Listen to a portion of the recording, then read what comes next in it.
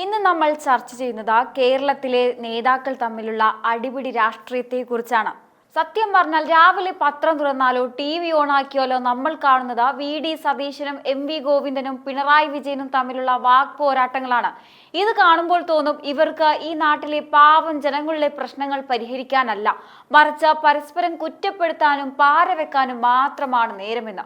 നമ്മുടെ നാട്ടിലെ റോഡിലെ കുഴിയോ തൊഴിലില്ലായ്മയോ ഒന്നുമല്ല ഇവരുടെ പ്രശ്നം. പകരം നീ അവന്റെ വോട്ട് വാങ്ങിയോ, ഞാൻ ഇവന്റെ വോട്ട് വാങ്ങിയോ എന്നുള്ള തർക്കങ്ങളാണ്. ഇത്തരം നേതാക്കളെയാണോ ശരിക്കും കേരളത്തിന് ആവശ്യമെന്ന വലിയൊരു ചോദ്യം ബാക്കി വെച്ചുകൊണ്ടാണ് ഇന്നത്തെ വീഡിയോ നമ്മൾ തുടങ്ങുന്നത്. ആദ്യം നമ്മുടെ പ്രതിപക്ഷ നേതാവ് VD സതീശന്റെ കാര്യം എടുക്കാം. മുഖ്യമന്ത്രി പിണറായി വിജയൻ അവസരവാദത്തിന്റെ ആൾരൂപമാണെന്നാണ് അദ്ദേഹത്തിന്റെ ഏറ്റവും പുതിയ കണ്ടുപിടുത്തം. വോട്ട് കിട്ടാൻ വേണ്ടി മുഖ്യമന്ത്രി ആരുടെ കാലു പിടിക്കുമെന്നും SDPIയും RSSും ഒക്കെ മുഖ്യമന്ത്രിയുടെ ഒറ്റ മിത്രങ്ങളാണെന്നാണ് സതീശൻ തട്ടിവിടുന്നത്. ഇതിനിടയിൽ അദ്ദേഹം പറയുന്ന മറ്റൊരു കാര്യമുണ്ട്. മുഖ്യമന്ത്രിയുമായി സോഷ്യൽ മീഡിയയിൽ സംവാദിക്കാൻ തനിക്ക് ത്രില്ലില്ല എന്ന്. അതായത് നേരിട്ട് വന്ന് മുട്ടണമെന്നാണ് അദ്ദേഹം പറയുന്നത്. സംവാദം നടന്നാൽ ജനങ്ങൾക്ക് വല്ല ഗുണവുമുണ്ടോ എന്ന് ചോദിച്ചാൽ അതില്ല. പക്ഷെ ഇവർക്ക് പരസ്പരം ചെളിവാരി എറിയാൻ നല്ലൊരു വേദിയാകും. പണ്ട് ഉമ്മൻചാണ്ടി എത്ര വീട് വെച്ചു, പിണറായി എത്ര വീട് വെച്ചു എന്നൊക്കെ പറഞ്ഞ് ഇവർ തമ്മിൽ അടിയാണ്. പക്ഷെ ഇന്നും വീടില്ലാത്ത എത്രയോ പേർ സെക്രട്ടേറിയറ്റിന് മുന്നിൽ നിൽക്കുന്നുണ്ടെന്ന കാര്യം ഇവർക്ക് വിഷയമേ അല്ല. ഇനി അപ്പുറത്ത് ഗോവിന്ദന്റെ കാര്യം നോക്കൂ. അദ്ദേഹം ചോദിക്കുന്നത് ആരെങ്കിലും വോട്ട് തരാമെന്ന് പറഞ്ഞാൽ അത് വേണ്ടെന്ന് വെക്കാൻ താൻ വിഡ്ഢിയാണോ എന്നാണ്. SDPIയുടെ വോട്ട് വേണ്ടെന്ന് പറയാൻ സൗകര്യമില്ലെന്ന് അദ്ദേഹം പച്ചയ്ക്ക് പറയുന്നു. പക്ഷെ അതേസമയം തന്നെ UDF വോട്ട് വാങ്ങിയാൽ അത് വർഗീയതയോ ആകും. ഇതാണ് നമ്മുടെ നാട്ടിലെ രാഷ്ട്രീയത്തിന്റെ ഇരട്ടത്താപ്പ്. അഭിമന്യുവിനെ കൊന്നവരുടെ വോട്ട് വേണോ എന്ന് സതീശൻ ചോദിക്കുമ്പോൾ ജമാഅത്തെ ഇസ്ലാമിയുടെ വോട്ട് വേണ്ടെന്ന് പറയാൻ സതീശന് ധൈര്യമുണ്ടോ എന്നാണ് ഗോവിന്ദന്റെ മറുചോദ്യം. ചുരുക്കത്തിൽ പറഞ്ഞാൽ വോട്ട് കിട്ടാൻ വേണ്ടി ഇവർ ആരെയും മതേതരവാദികളാക്കും, വോട്ട് കിട്ടില്ലെന്ന് കണ്ടാൽ ആരെയും വർഗീയവാദികളുമാക്കും. ജനങ്ങളുടെ നികുതിപ്പണം കൊണ്ട് ശമ്പളം വാങ്ങുന്നവർ ഇങ്ങനെയൊക്കെ തരം താഴുമോ എന്ന് നമ്മൾ ചിന്തിച്ചു പോവുകയാണ്.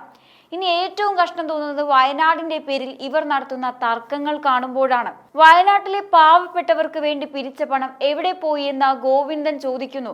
അത് സതീശന്റെ പോക്കറ്റിലാണോ എന്നാണ് സംശയം. തിരിച്ച് സതീശൻ ചോദിക്കുന്നത് സ്വർണം മോഷ്ടിച്ചവർ എങ്ങനെ മുഖ്യമന്ത്രിയുടെ കൂടെ ഫോട്ടോ എടുത്തു എന്നാണ്. ശബരിമലയിലെ സ്വർണവും രാഹുൽ ഗാന്ധിയുടെ വീടുമൊക്കെ ഈ സംസാരത്തിൽ കടന്നു വരുന്നുണ്ട്.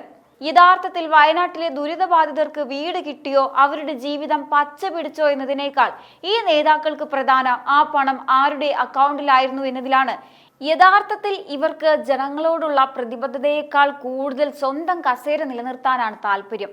ഇത്രയധികം കള്ളം പറയുന്ന ഭരണാധികാരി വേറെ ഇല്ലെന്ന് പ്രതിപക്ഷം പറയുമ്പോൾ കോൺഗ്രസ് BJPയുടെ B ടീമാണെന്ന് ഭരണപക്ഷം തിരിച്ചടിക്കുന്നു. ഈ ചളിവാരിയേറിയൽ കാണുമ്പോൾ നമ്മൾ വോട്ടർമാർ ചിന്തിക്കേണ്ടത് ഒന്ന് മാത്രം: നമ്മുടെ പ്രശ്നങ്ങളെക്കുറിച്ച് സംസാരിക്കാൻ ഇവർക്ക് എന്തെങ്കിലും നേരെ കിട്ടുമോ? സ്വന്തം അഴിമതികളും വീഴ്ചകളും മറച്ചു പിടിക്കാൻ വർഗീയതയും ആരോപണങ്ങളും പുകമറിയായി ഉപയോഗിക്കുന്ന ഈ നേതാക്കളെ ഇനിയും നമ്മൾ വിശ്വസിക്കണം? കേരളം മതേതരമാണ്, പ്രബുദ്ധമാണെന്നൊക്കെ പ്രസംഗിക്കുമ്പോഴും ഇത്തരം തരം താണ രാഷ്ട്രീയ നാടകങ്ങൾ കാണേണ്ടി വരുന്നത് നമ്മുടെ നാടിന്റെ ഗതികേടാണ്. ഈ നേതാക്കൾ തമ്മിൽ അടിക്കട്ടെ, പക്ഷെ ആ അടിയിൽ ചതഞ്ഞു പോകുന്നത് സാധാരണക്കാരന്റെ പ്രതീക്ഷകളാണെന്ന് ഇവർ ഇപ്പോഴാണ് മനസ്സിലാക്കുക. സാധാരണ സിനിമ ഇറങ്ങുമ്പോൾ പ്രൊമോഷന് വേണ്ടി താരങ്ങൾ തല്ലുണ്ടാക്കാറുണ്ട്. അതുപോലെയാണ് ഇപ്പോൾ VD സതീശനും പിണറായി വിജയനും MV ഗോവിന്ദനും ഒക്കെ കാണിച്ചുകൊണ്ടിരിക്കുന്നത്.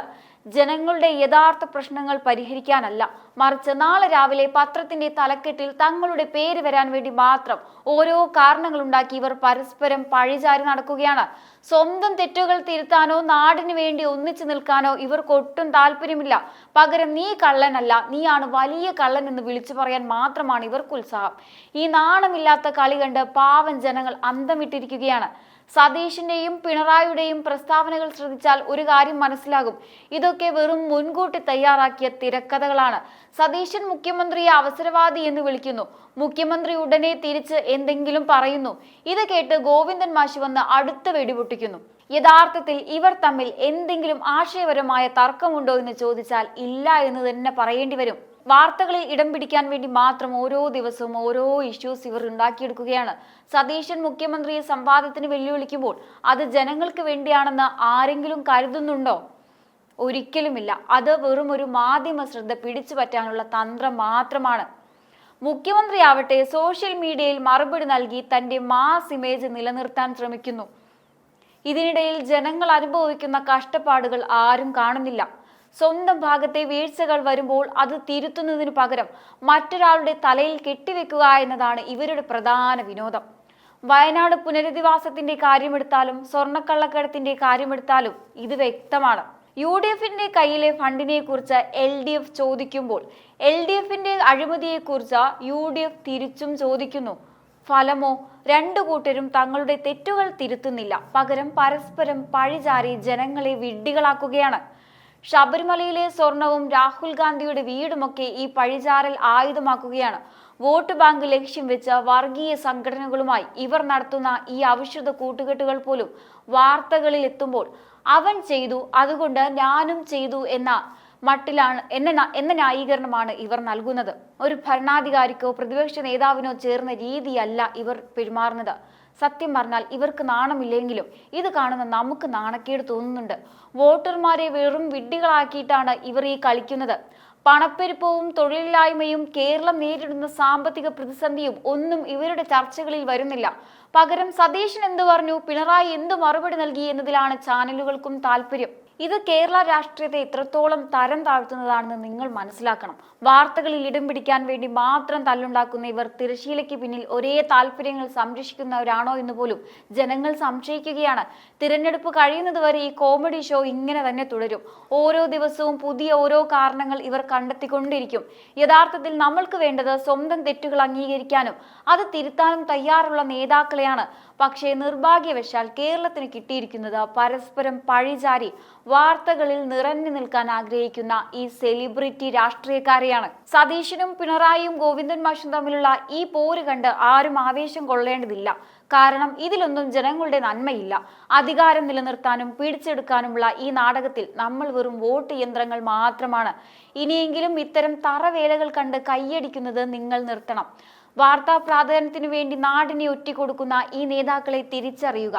മുഖ്യമന്ത്രി പിണറായി വിജയൻ തന്റെ ഇരട്ടച്ചങ്കൻ ഇമേജ് നിലനിർത്താൻ വേണ്ടി ആരെയും വിമർശിക്കാത്ത മട്ടിൽ നടക്കുമ്പോൾ VD സതീശനാകട്ടെ താൻ ഒരു മാസ് പ്രതിപക്ഷ നേതാവാണെന്ന് വരുത്തി തീർക്കാൻ ഓരോ ദിവസവും പുതിയ ഓരോ ആരോപണങ്ങൾ കണ്ടുപിടിക്കുന്നു. പക്ഷേ രസകരമായ കാര്യം ഈ ആരോപണങ്ങൾ കൊണ്ടോ വെല്ലുവിളികൾ കൊണ്ടോ ജനങ്ങൾക്കൊരു ഗുണവുമില്ല എന്നതാണ്.